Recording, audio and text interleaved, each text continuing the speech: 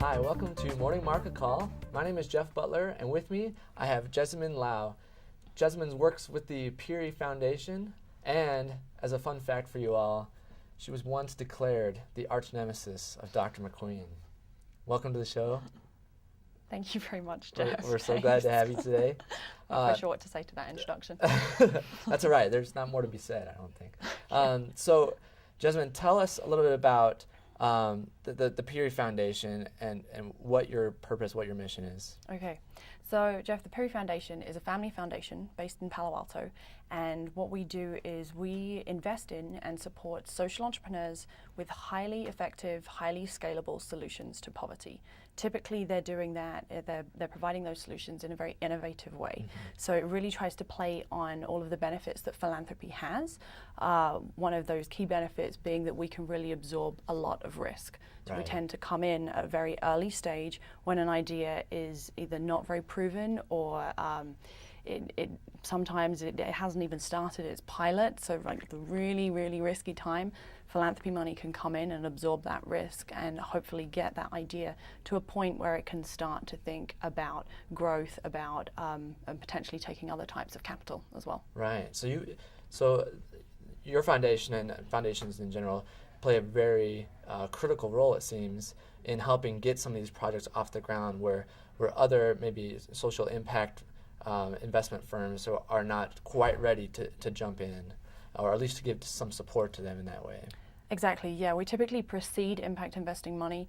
In some cases, we actually come in at the same time when an organization maybe still needs some sort of philanthropic money to help them with their overhead, but they're able to take on other debt capital at the same time. So there are situations when we kind of partner and we get to work together. Awesome. So tell us maybe some of the experiences that you've had, maybe some of the highlights, some of the most maybe rewarding times that you've had in working with the Peri Foundation. Yeah, so I can tell you about a couple of, maybe one of the organizations that we work with that we've been super impressed with. One group that are just doing amazing work is a group working on education in an international setting.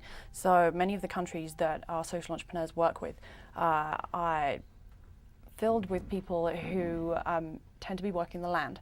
So they're involved in some sort of agricultural work.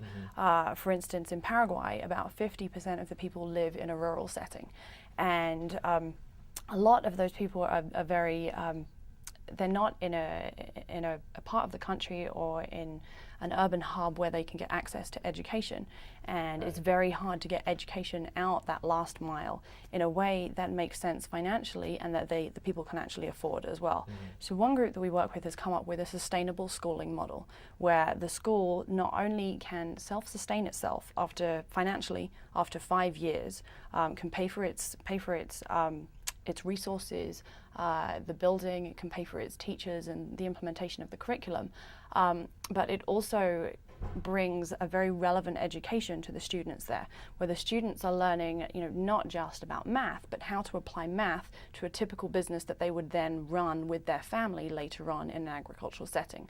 So their agricultural schools run about 15 different businesses. They have chicken coops, they have yogurt businesses, they have a pig farm, they're growing crops, they're learning how to run a hotel.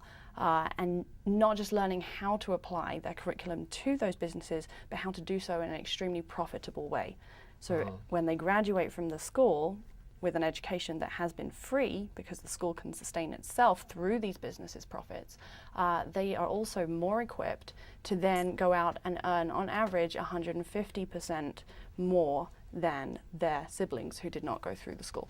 Wow, that's amazing. So it really provides a social entrepreneur an opportunity to not only, obviously create a great impact and benefit for these people, but something that's sustainable and that can kind of continue to perpetuate in the future. Exactly, yeah, and this particular model has been so successful that the Paraguayan government have now committed to start replicating these schools around the country because there's a huge financial and social incentive for them to adopt this model too. Awesome, that's great to hear. Yeah. So tell us personally, what was it that interested you in social entrepreneurship, and how did you get involved? Yeah, so I was a business student here at BYU, Jeff, and I was doing my MBA here, and I knew that I I was coming in kind of open to anything, but I knew that I was looking for three things. I was looking for a career that would enable me to be creative. My undergrad was in fine arts. I was a painter. I was looking for something that would apply some very rigorous business acumen as well. That was why I was here getting my MBA. I wanted to learn how to use market forces. And I also had, I needed to answer that altruistic bent as well to my brain. I needed a really, really good reason to get out of bed in the morning because I don't like getting up, basically. So I was looking for those three things and felt really lucky that I found them. When I came across social entrepreneurship, it's a highly innovative industry that is solving social problems using all of those business principles that I was gaining while here at school.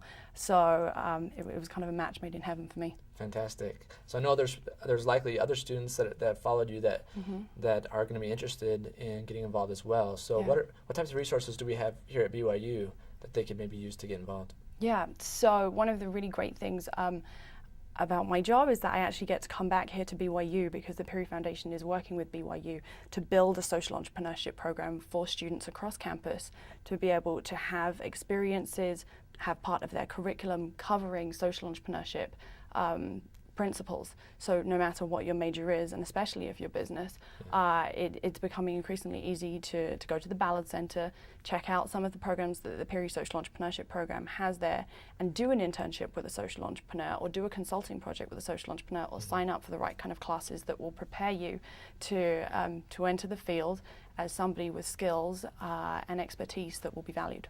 Excellent. Well, that's great. Great information, great advice, and wonderful experiences that you've had. Thanks so much for sharing and being on our show today. We appreciate it. My pleasure. Thank you, Jeff. And thanks again for watching, and we'd like to see you next time on Morning Market Call. Morning Market Call is brought to you by the Marriott School of Management in cooperation with the Brigham Young University Department of Communications. MMC is made possible by generous donations from Larry Tasjan and Gary Williams. This show was produced by Jeff Butler, David Wood, and Doug Mumford, with line producing by Beth Grimmett. For more information, please follow us on Twitter and Facebook.